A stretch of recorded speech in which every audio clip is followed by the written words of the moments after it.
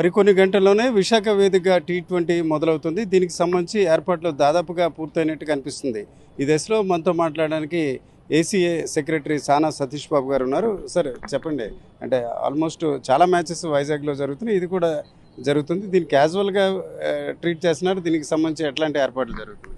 మేము ఇప్పుడు కూడా ఏ మ్యాచ్ అన్నా కూడా ఈవెన్ రంజీ మ్యాచ్ చూసినా క్యాజువల్గా చేయడం జరగదు. ఎందుకంటే దీంట్లో అవుట్ఫీల్డ్ విషయాలు కానీ ప్రేక్షకులు ఎంతమంది వస్తారన్న విషయం మీద కానీ ఈ మ్యాచ్ మొత్తం హౌస్ఫుల్ మొత్తం అంతా కూడా టికెట్లు అమ్మడం జరిగింది. అంచేత చాలా ప్రత్యేక శ్రద్ధలతో ఏ ప్రేక్షకుడికి ఏ విధమైన ఇది రాకుండా చూడాలన్న కార్యక్రమంతో పనిచేస్తున్నాం. అలాగే ఫ్రీ వాటర్ కూడా ఇవ్వడం జరిగింది. అన్ని జనరల్ స్టాండ్లో కూడా వాటర్ ఫెసిలిటీస్ ఏర్పాటు చేయడం జరిగింది. అలాగే ఏ ప్రేక్షకున్నా ఏమైనా అత్యవసరం వస్తాయంటే హాస్పిటల్ కౌంటర్స్ కూడా పెట్టడం జరిగింది.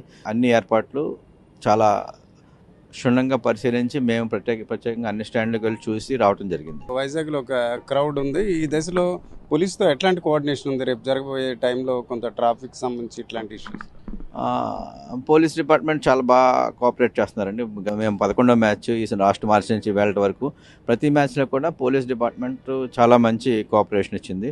వాళ్ళ భద్రతా విషయంలో కానీ ట్రాఫిక్ విషయంలో కానీ ఇప్పుడు 30,000 మంది 28,000 మందిని ఉన్నప్పుడు చిన్న చిన్న అవాంతరాలు జరుగుతాయి. అయినా కూడా పోలీస్ డిపార్ట్మెంట్ ఇప్పుడు వరకు ఏ విధమైన అవాంతరీయ సంఘటన లేకుండా బాగా చేసిందండి.